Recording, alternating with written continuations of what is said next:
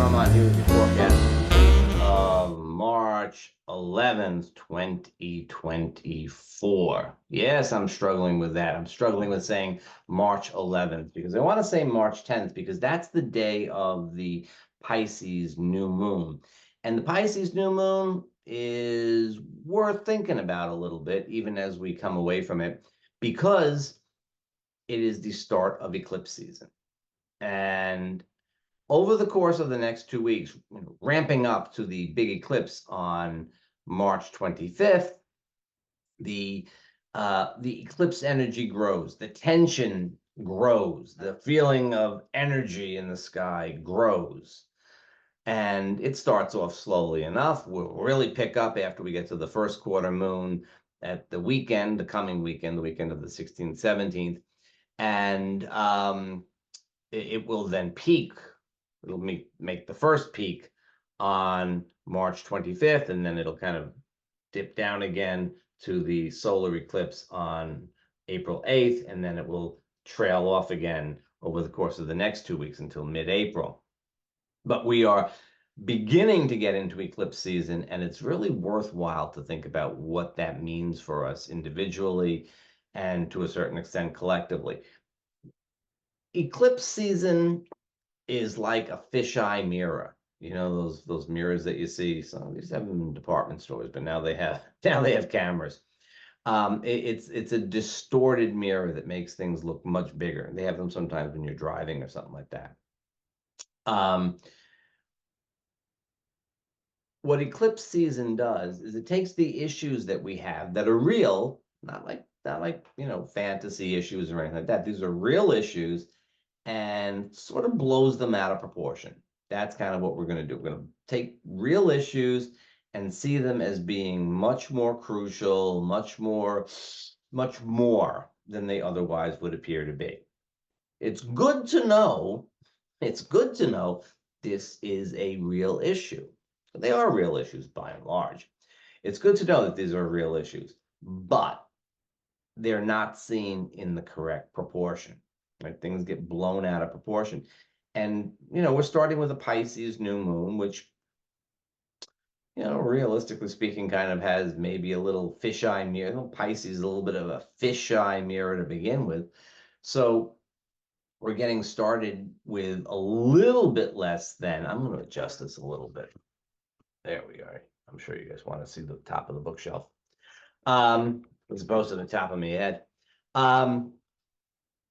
So the energy of Pisces is already kind of there, and it's this little bit of nebulousness and a little bit of lack of proportion, a little lack of focus sometimes. And being a little lack of focus can be really difficult when it comes to challenging situations, because they really kind of, you don't know what's going on, and yet it somehow feels important.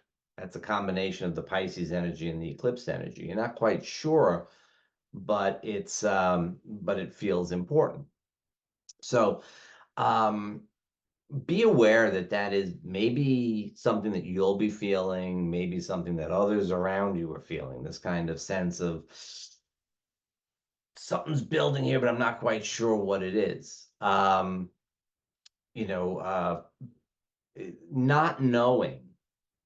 Not knowing, not having the right perception, not having the right information is a major cause of trouble. It's a major cause of trouble. And you have to be aware that is kind of something that is maybe filtering through this week. We also have all of the planets all bunched together for the better part of this week. And when the planets are all bunched together, what do we lack? We lack perspective. We're lacking perspective. When we get to the full moon on March 25th, we'll have perspective, but that's a whole other kettle of fish. So Pisces, uncertainty, but something is building, and we're not quite sure what it is, and we're lacking a little perspective. Not a problem for most of us most of the time. But if you're upset about something, if something does swim into your field of vision and it looks like it might be a bit of a threat, it might be something that you're concerned about, or some issue that you've been concerned about seems to be, getting a little bit more, then okay, be aware of that. You want to really be aware of that and say, okay, well, maybe I'm not seeing this quite so clearly. Maybe I'm making too much out of it. I have to deal with it, but maybe I'm making too much out of it. Not quite sure. Okay. Adding to the situation here, on Sunday, this is Sunday the 17th, St. Patrick's Day, on top of all, talking about Piscean moments, talking about Piscean moments where things are likely to be a little unclear. It is the first quarter moon. It's the active first quarter moon. And we have the sun conjunct Neptune as we approach eclipse season. And so if we're looking for a period of time when things might get really blown out of proportion and we might see too much or too little in a situation, I would say it would be right around the coming weekend of the 15th, 16th, 17th, and then spilling over a little bit into the 18th. Shouldn't be a problem for most of us, but when there are issues, they're not going to be seen clearly. With the sun conjunct Neptune, we often make heroes and demons out of ordinary folk, right? We just got over last week having Mercury next to Neptune. The information goes a little bit awry. We tell ourselves a story that sounds good. People tell us a story that sounds good or bad. It's about the information getting that Neptunian distortion. But in the case of the sun conjunct Neptune, we tend to see this as happening with other people. We tend to feel that this is other people who are carrying this energy of being so wonderful or so awful. And because it's a conjunction, because the sun is conjunct Neptune, sometimes some people will feel that it is they who are either unworthy, ungood, or absolutely wonderful. So if you start thinking that you yourself are terrific, well, bless you. You are terrific. But if your ego's getting a little inflated, but if your ego gets deflated, if you feel like, oh my gosh, nothing going on here, this is terrible, who am I? Don't take that too seriously either. We see too much in people when the sun aspects Neptune. And at a conjunction, we're very likely to see too much or too little in ourselves. This is a great energy, particularly on the weekend with the sun conjunct Neptune. It's a great energy for meditation. It's a great energy for a walk in nature. It is great. Like by the beach would be just absolutely ideal. But if you can be near water in general, it's great. It's time to let things go, let things flow, let things go. We got a mantra for the week. Let things go, let things flow. Yes, you're going to have to take care of some things. We always have to take care of some things, but take care of them without getting too wound up about them. Okay, that's the general outlay for the week, layout of the week. It's not the outlay. Outlay is when you put money out to begin with. It's the general layout for the week. We have one little interesting thing that's happening, and that happens on Monday is Venus, planet of love and relationship and values and valuables, comes into the sign of Pisces. Venus is exalted in Pisces. This is the sign where she is considered to have the best expression of her energies. Why? Because Venus in Pisces is not so much about you and me.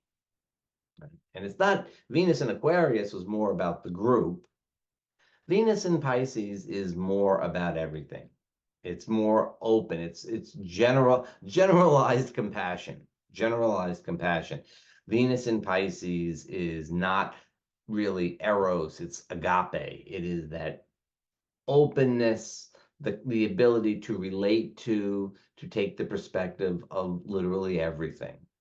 It's a placement that says, okay, let's let go of some of our particular, this is what I love and this is what I want and this is what I got. And let's just go with everything is as it is, just fine.